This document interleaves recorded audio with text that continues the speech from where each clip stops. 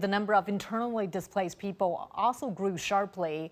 What is the reason behind this trend? Why did they never flee their countries?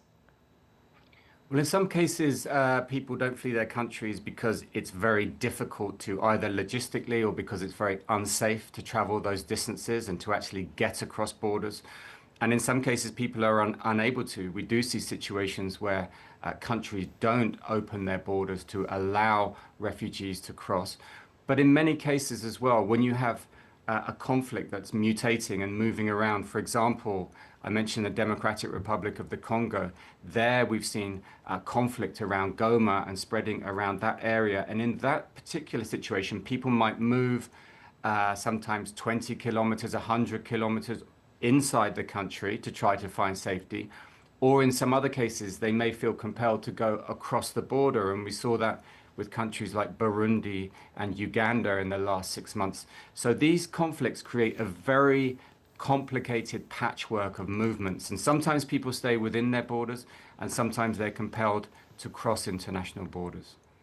And one encouraging change out of all this, however, is that we've seen many Syrians coming back home after a decade of displacement. What's the key to helping them rebuild lives so that they would not have to face another exodus and could hopefully start over again? Well, this is one ray of light that we see on the international sphere in terms of displacement.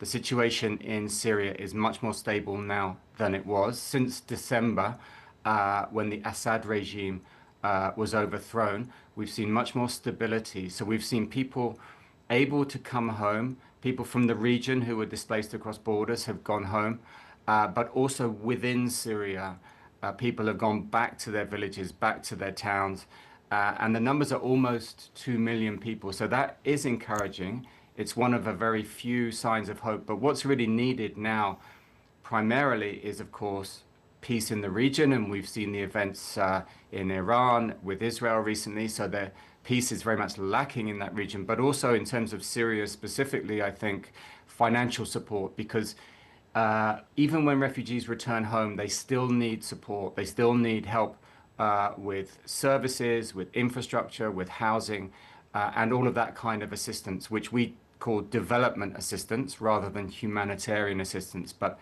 the people of Syria will need that if they're to have a chance at medium or long-term stability in that country.